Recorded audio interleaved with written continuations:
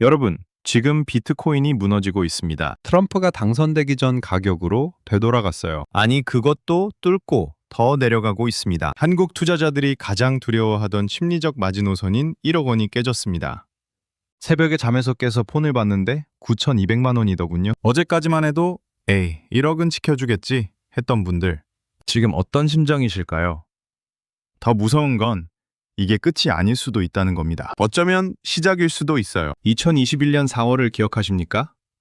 비트코인이 6만 9천 달러까지 갔을 때입니다. 그때도 다들 이제 10만 달러 간다고 했습니다. 결과는 어땠나요?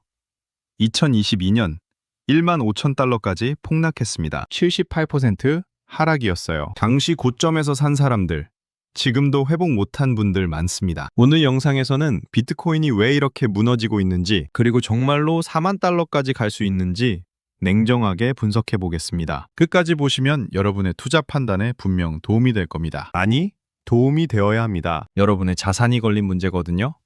시작 전 구독과 좋아요 한 번씩 눌러주시면 큰 힘이 됩니다. 먼저 팩트부터 정리하죠. 비트코인은 지난 11월 트럼프 당선 이후 최고 10만 9천 달러까지 갔었습니다. 한국 원화로는 1억 8천만 원까지 찍었었죠. 그런데 지금은 6만 2천에서 3천 달러 사이에서 거래되고 있습니다. 약 42% 폭락한 겁니다. 고점 대비 반토막 났다는 얘기입니다. 숫자로 계산해 볼까요? 만약 고점에서 1억 원을 투자했다면 지금 5,800만 원이 됐다는 겁니다. 4,200만 원이 증발한 거예요. 서울 강남 원룸 전세금이 날아간 겁니다. 지방 소형 아파트 한 채 값이 사라진 거죠. 더 충격적인 건 한국 시장입니다. 김치 프리미엄이라고 들어보셨죠? 한국에서 비트코인이 더 비싸게 거래되는 현상 말입니다. 보통 때는 한국 가격이 해외보다 2%에서 3% 비쌌거든요. 그게 완전히 뒤집혔어요. 지금 한국에서 비트코인이 더 싸게 팔리고 있습니다. 김치 프리미엄이 마이너스 2%입니다. 이게 뭘 의미하냐면 한국 투자자들이 패닉 상태로 물량을 던지고 있다는 겁니다. 그것도 해외보다 더 싸게 팔면서까지요. 급하게 현금화하려는 거죠. 왜 그럴까요? 더 떨어질 것 같으니까요. 공포에 질린 겁니다. 업비트 거래량을 보면 더 명확합니다. 평소 하루 거래량이 5조 원 정도였거든요. 그런데 어제는 12조 원이었습니다. 거의 2배 이상 늘었어요. 다들 팔고 있다는 얘기입니다. 손절하고 있는 겁니다. 40대 직장인 김대리 이야기를 들어보셨나요? 김대리는 작년 12월에 비트코인을 샀습니다. 가격이 1억 5천만 원일 때였어요. 트럼프가 크립토 대통령이라며?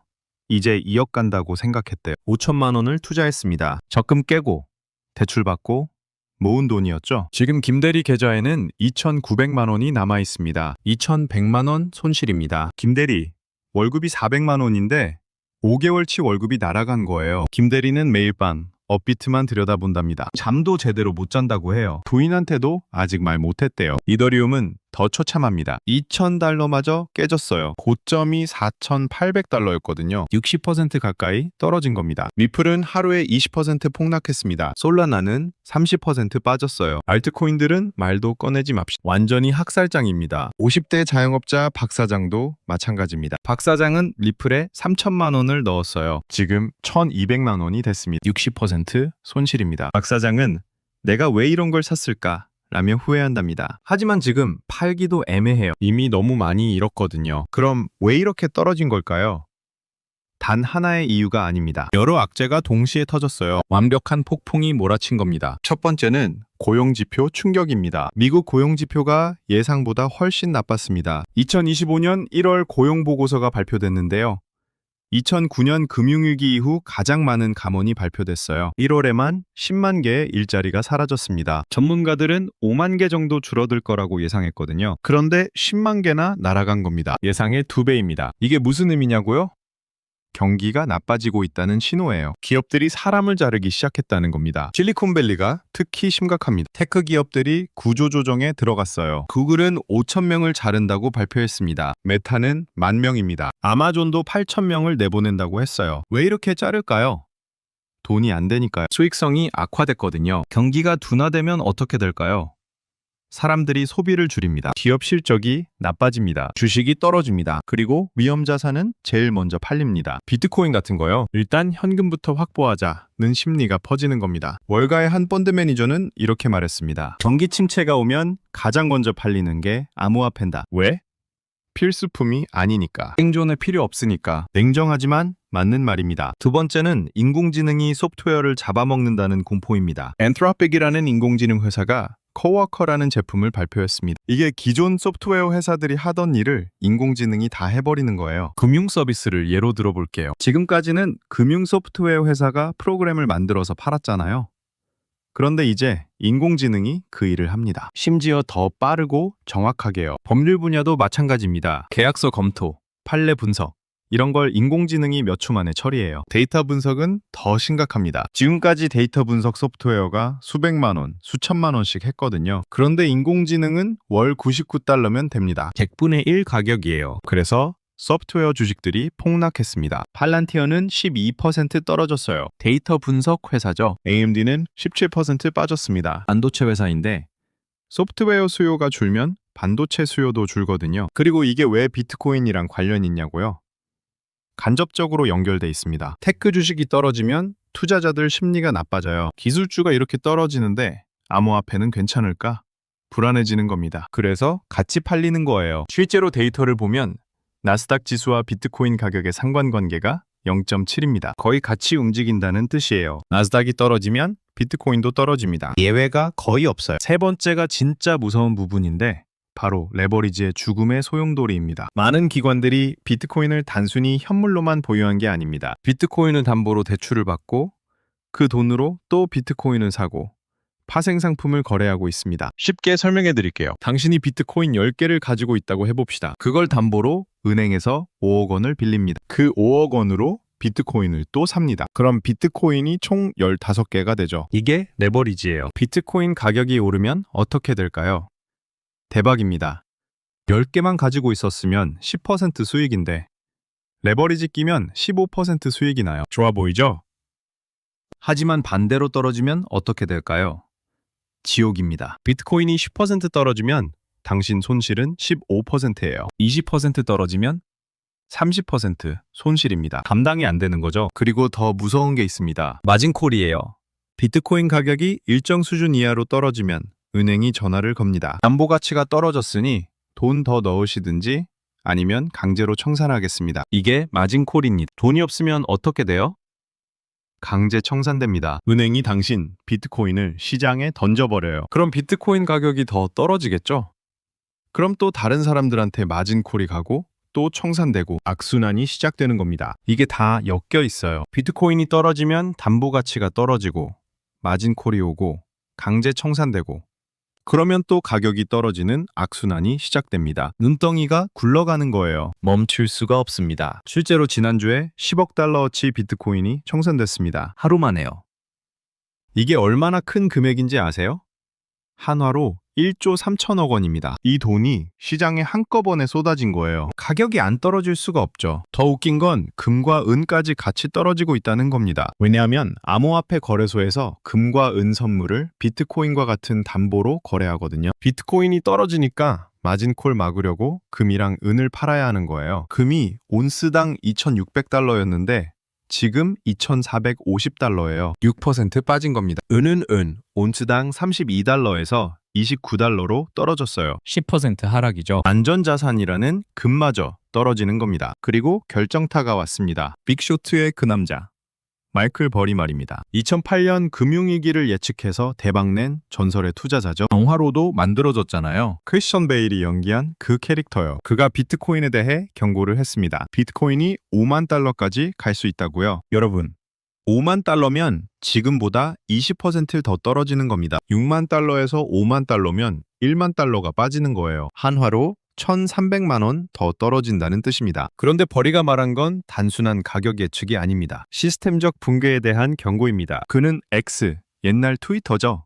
거기에 장문의 글을 올렸어요. 비트코인 생태계 전체가 위험하다고요. 마이크로 스트래티지라는 회사 아시죠?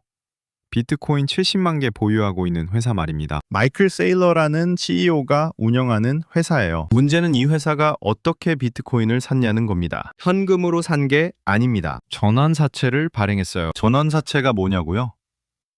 회사가 빚을 내는 건데 나중에 주식으로 바꿀 수 있는 빚이에요. 우선주도 발행했습니다. 우선주는 배당을 먼저 받는 주식이죠. 그리고 일반 회사채도 발행했어요. 다 합쳐서 빚이 420억 달러입니다. 하나로 55조 원이에요. 대한민국 1년 예산의 10%가 넘는 금액입니다. 이 돈을 다 빌려서 비트코인을 샀다는 거예요. 엄청난 레버리지를 끼고 있다는 얘기입니다. 마이클 버리는 비트코인이 7만 달러 이하로 떨어지면 이 회사가 40억 달러 손실을 입게 된다고 경고했습니다. 40억 달러면 5조 2천억 원이에요. 그런데 지금 이미 그 선이 깨졌습니다. 비트코인이 6만 달러까지 내려왔거든요. 6만 달러가 깨지면 실존적 위기에 직면하게 되는데 우리는 지금 바로 여기에 와 있습니다. 실존적 위기가 뭐냐고요? 회사가 망할 수도 있다는 뜻입니다. 파산이요. 그리고 5만 달러까지 가면 어떻게 될까요?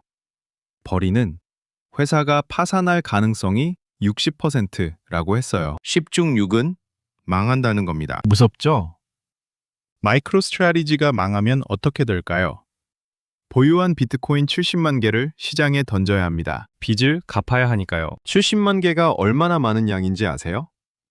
전체 비트코인 유통량의 3.5%예요. 시장의 3.5%가 한꺼번에 쏟아지면 어떻게 될까요? 가격 폭락입니다. 지금도 떨어지는데 여기에 70만 개가 더 나오면 상상하기도 싫습니다. 거리는 5만 달러까지 가면 채굴자들도 파산한다고 했습니다. 채굴 비용이 비트코인 가격보다 비싸지면 채굴할 이유가 없거든요. 전기세가 더 나가는데 누가 채굴을 하겠어요? 채굴 비용이 얼마나 되는지 아세요? 비트코인 한 개당 평균 4만 달러입니다. 전기세, 장비 감가상각, 인건비 다 합치면요. 지금 비트코인 가격이 6만 달러니까 채굴해도 2만 달러 남는 거예요. 하지만 비트코인이 5만 달러까지 떨어지면 2만 달러밖에 안 남습니다. 4만 달러까지 떨어지면 본전이에요. 3만 달러까지 가면 적자입니다. 그럼 채굴을 중단하겠죠? 채굴자들이 보유한 비트코인이 얼마나 되는지 아세요? 약 100만 개입니다. 이것도 시장에 쏟아지면 또 가격 폭락입니다. 또 악순환이 시작됩니다. 끝이 안 보여요. 그런데 더 충격적인 뉴스가 터졌습니다. 미국 재무부 장관 스캇 베센트가 의회 청문회에서 이렇게 말했어요. 나는 비트코인을 구제할 권한이 없다고요. 이 청문회가 언제 열렸냐면요. 2026년 2월 4일입니다. 바로 엊그제예요. 의회에서 민주당 의원이 질문을 했습니다. 2008년 금융위기 때는 월가 구제했잖아요. 비트코인도 구제할 수 있지 않나요? 베센트 장관의 답은 명확했습니다. 권한 없습니다. 딱 잘라 말했어요. 세금으로 비트코인 살 수 있나요? 라고 다시 물으니 아니요. 라고 답했습니다. 은행들에게 비트코인 사라고 지시할 수 있나요? 라는 질문에도 그럴 수 없습니다. 라고 답했습니다. 투자자들은 충격을 받았습니다. 트럼프가 그렇게 크립토 대통령이라고 자처했잖아요. 선거 유세 때 미국을 비트코인 강국으로 만들겠다고 했거든요. 그래서 다들 믿었어요. 정부가 비트코인을 지원해주겠구나. 하지만 정작 정부는 비트코인을 구제할 생각이 없다는 겁니다. 루미스법이 뭔지 아세요? 신시아 루미스 상원 의원이 발의한 법안인데요. 정부가 비트코인을 100만 개 사서 보유하자는 내용이었어요. 전략적 비트코인 비축이라고 했죠. 이 법안이 작년 12월에 상원을 통과할 거라고 다들 기대했습니다. 그런데 베센트 장관이 그런 계획 없다고 못을 박은 거예요. 사실상 폐기된 것 아니냐는 분석이 나오고 있습니다. 정부가 비트코인 사는 방법은 세 가지밖에 없습니다. 첫째는 채굴입니다. 정부가 직접 채굴기 돌려서 비트코인을 캐는 거예요. 하지만 이건 현실적으로 불가능합니다. 미국 정부가 전기세 내가면서 채굴하겠어요?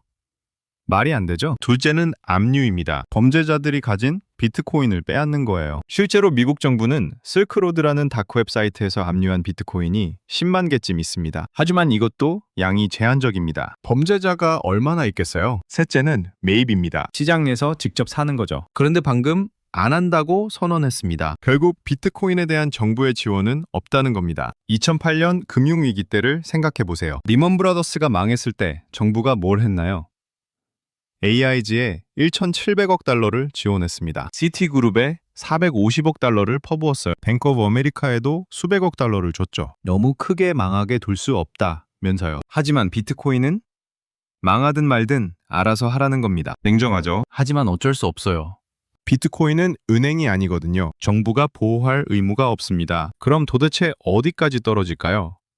과거 사이클을 봅시다. 비트코인은 패턴이 있습니다. 3년 상승하고 1년 하락하는 패턴이 반복되어 왔습니다. 2017년 고점은 2만 달러였습니다. 그리고 2018년 저점은 15,000달러였어요. 2013년 고점이 1,200달러였거든요. 전고점 수준으로 돌아간 겁니다. 2021년 고점은 69,000달러였습니다. 그리고 2022년 저점은 15,000달러였어요. 2017년 고점이 20,000달러였죠. 역시 전전 고점 수준으로 돌아간 겁니다. 패턴이 보이시죠? 하락장에서는 전전 고점까지 떨어진다는 겁니다. 그럼 이번엔 어떻게 될까요? 2025년 고점은 109,000달러였습니다. 저점은 어디일까요? 원전 고점이 69,000달러였거든요. 이미 깨졌습니다. 그럼 다음은 전전전 고점인 20,000달러? 그건 너무 심하죠. 하지만 가능성이 완전히 없는 건 아닙니다. 피보나치 되돌림으로 보면 어떨까요? 피보나치가 뭔지 모르시는 분들을 위해 쉽게 설명드릴게요. 가격이 오르다가 떨어질 때 어디까지 떨어지는지 계산하는 도구예요. 0.5, 0.618 이런 비율을 씁니다. 최저점에서 최고점까지 상승폭을 100%라고 봅시다. 그럼 0.5는 50% 되돌림이에요. 0.618은 61.8% 되돌림이고요. 비트코인 최저점이 15,000달러였고 최고점이 109,000달러였습니다. 차이가 94,000달러예요. 0.5 되돌림은 47,000달러를 빼는 겁니다. 109,000에서 47,000을 빼면 62,000달러입니다. 0.5 되돌림인 62,000달러는 이미 깨졌습니다. 지금 여기 있거든요. 다음 목표는 0.618 되돌림입니다. 94,000달러의 61.8%는 58,000달러예요. 109,000에서 58,000을 빼면 51,000달러입니다. 51,000달러. 이게 다음 지지선입니다. 여기가 깨지면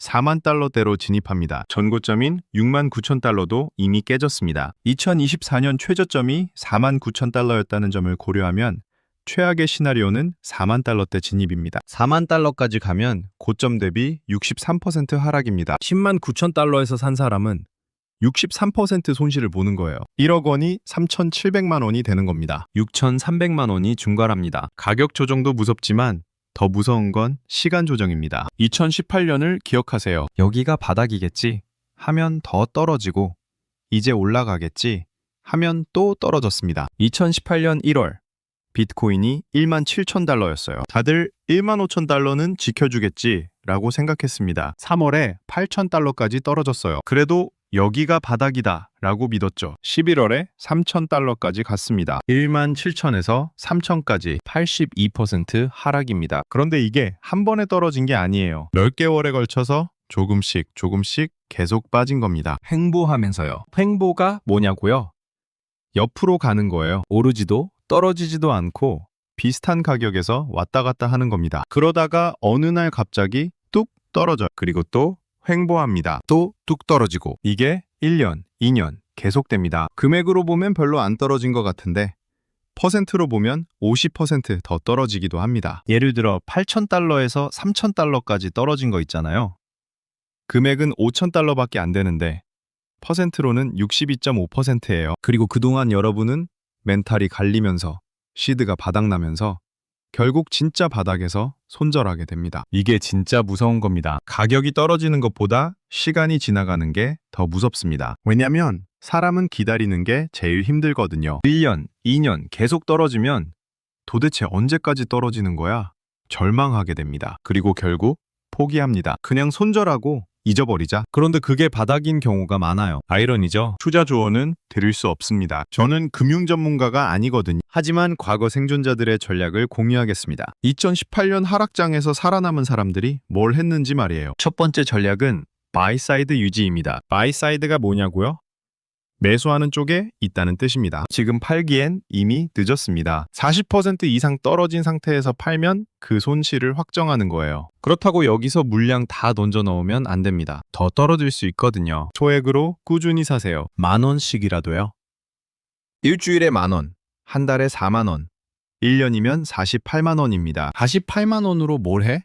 라고 생각하실 수 있어요. 하지만 이게 멘탈 관리에 도움이 됩니다. 나는 계속 사고 있어. 떨어지면 더 사면 돼. 라는 마음가짐을 유지할 수 있거든요. 심리적으로 엄청 중요합니다. 비트코인이 떨어질 때 아무것도 안 하고 있으면 불안해요. 나는 손실만 보고 있는데 하지만 조금씩이라도 사고 있으면 나는 기회를 잡고 있어 라고 생각하게 됩니다. 2018년에 살아남은 사람들이 다 이렇게 했어요. 조금씩 모으다가 2019년, 2020년에 대박 났죠. 물론 그때까지 기다린 사람만요. 두 번째 전략은 현금 보유입니다. 지금 다 들어가지 마세요. 현금을 남겨두세요. 더 떨어질 수 있습니다. 4만 달러 갈 수도 있어요. 3만 달러까지 갈 수도 있고요. 그때를 위해 탄약을 남겨두세요. 현금 비중을 얼마나 가져가야 하냐고요? 최소 30%는 현금으로 두세요. 50%면 더 좋고요. 욕심내지 마세요. 지금 다 사면 나중에 대박이겠지? 라는 생각은 위험합니다. 2018년에 많은 사람들이 이 실수를 했어요. 1만 달러일 때 다 샀습니다. 바닥이다! 하면서요. 그런데 3천 달러까지 떨어졌죠. 그때는 이미 현금이 없었어요. 그냥 바라만 봐야 했습니다. 반면에 현금을 남겨둔 사람들은 3천 달러에서 샀어요. 그리고 2021년에 6만 9천 달러까지 갔을 때 23배 수익을 냈습니다. 3천만 원이 6억 9천만 원이 된 거예요. 세 번째 전략은 분산 투자입니다. 비트코인만 보지 마세요. 최근 5년 수익률을 보면 비트코인은 77% 올랐습니다. S&P 500은 76% 올랐어요. 거의 같습니다. 근데 변동성은 어땠을까요? 비트코인은 최고점에서 최저점까지 80% 차이가 났어요. S&P 500은 25% 차이였습니다. 수익은 비슷한데 변동성은 비트코인이 3배 이상 심한 겁니다. 한 종목과 사랑에 빠지지 마세요. 비트코인만 보면 위험합니다. 비트코인 50%, 주식 30%, 현금 20% 이렇게 분산하는 게 안전합니다. 비트코인이 무너지고 있습니다. 4만 달러까지 갈 수 있습니다. 어쩌면 더 떨어질 수도 있습니다. 3만 달러, 2만 달러까지 갈 수도 있어요. 아무도 모릅니다. 하지만 역사를 보면 비트코인은 항상 돌아왔습니다. 2011년에 30달러까지 떨어졌었어요. 그리고 2013년에 1200달러까지 올랐습니다. 40배예요.